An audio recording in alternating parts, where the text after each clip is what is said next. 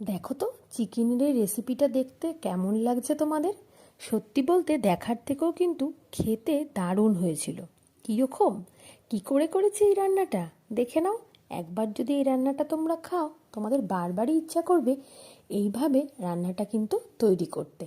আর রুটি বা পরোটার সাথে শীতকালে একদম জমে যায় এই রান্নাটা। তো চলো, তার জন্য তোমাদেরকে আগে পুরো রেসিপিটা খুব ভালো করে আমি বলে দিই, তারপরে তোমরাই বাড়িতে তৈরি করে খাওয়া আর আমাকে রিপ্লাই করো।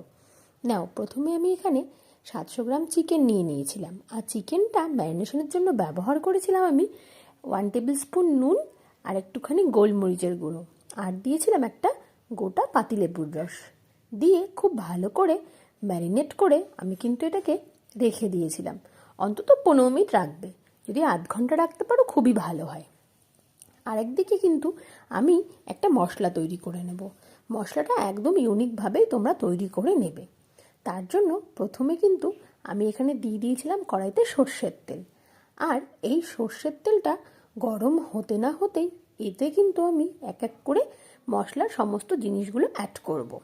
নাও, তোমাদেরকে বলে দিই আমি কি কি ব্যবহার করেছি।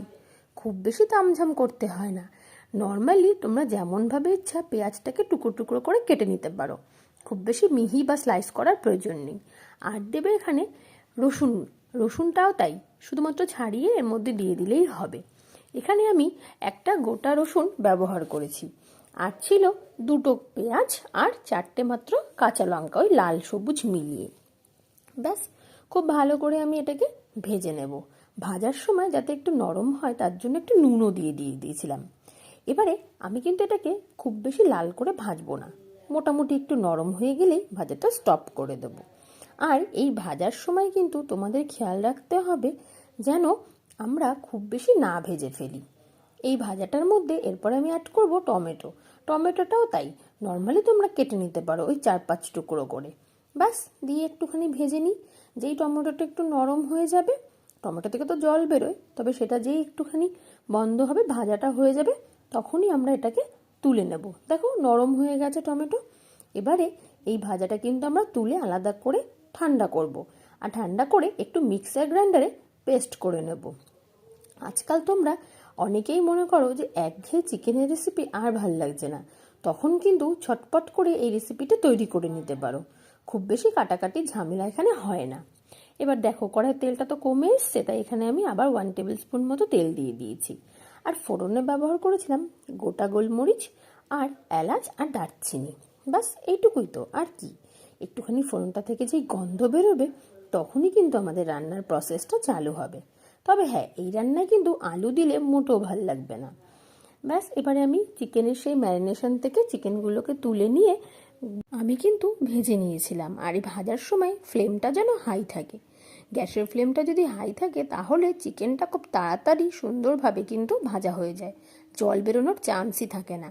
ব্যাস, এবারে চিকেনগুলো সব আমার দেওয়া হয়ে গেছিলো।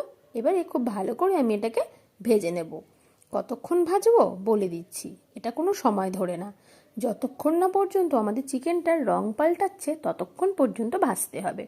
সেটা 5 মিনিটও লাগতে পারে, সেটা 10 মিনিটও লাগতে পারে। তবে তোমাদের কিন্তু কন্টিনিউয়াসলি এভাবে হাতটা নাড়িয়ে যেতে হবে, মানে চিকেনের জলটা যাতে একদমই বেরোতে দেওয়া যাবে না।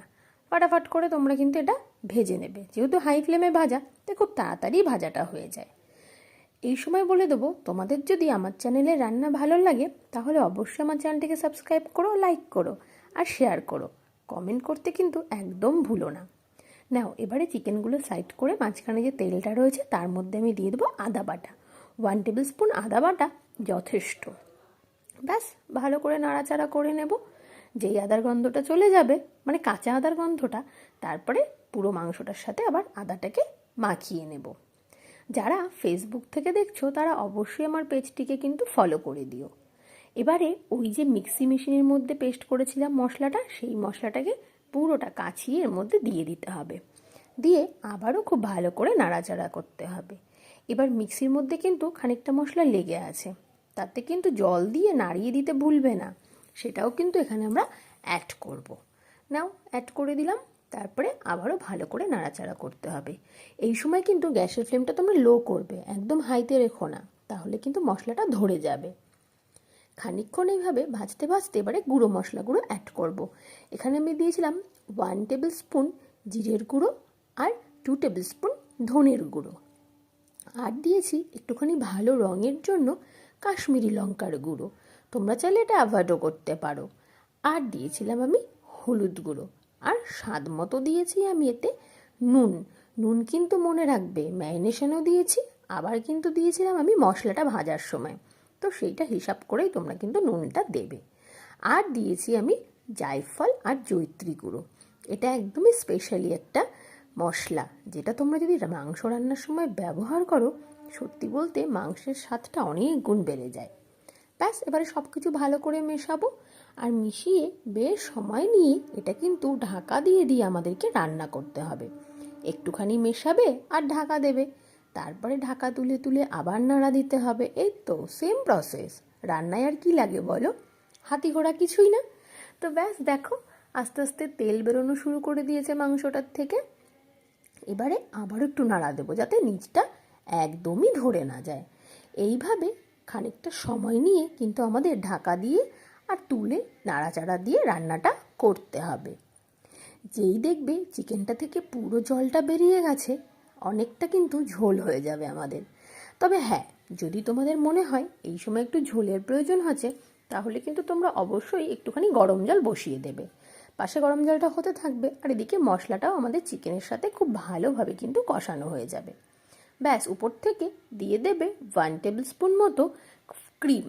এখানে আমি আমুলের ফ্রেশ ক্রিমটা ইউজ করেছি, তোমরা যেরকম ইচ্ছা সেরকম দিতে পারো। দিয়ে আবারও খুব ভালো করে আমি নাড়াচাড়া দিয়ে দিয়েছি।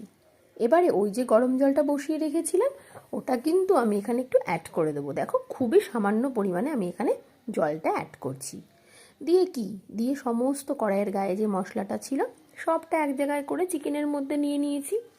নিয়ে খানিকক্ষণ ধরে এবার ফুটতে দেব, বেশি কিছু না, একটু সময় নিয়ে এটা করলেই কিন্তু তোমাদের রান্নাটা দারুণ হবে। ব্যাস, ওপর থেকে একটুখানি কাসুরি মেথি ছড়িয়ে দিলাম, আর নুনটা একটু চেক করে নিলাম, দেখলাম দারুণ হয়েছে, আর নুনটাও একদম ঠিকঠাক আছে, আর কিছু অ্যাড করার কোনো প্রয়োজন নেই। হয়ে গেল আমার চিকেন রান্না, গরম গরম রুটি বা পরোটার সাথে একদম জমে যাবে। তোমরাও কিন্তু বাড়িতে ট্রাই করো, আর আমাকে কমেন্ট করে জানিও তোমাদের কেমন লাগলো এই রেসিপি। যদি ভালো লাগে অবশ্যই আমাকে নেক্সট রেসিপির কথা তোমরা বলতে পারো।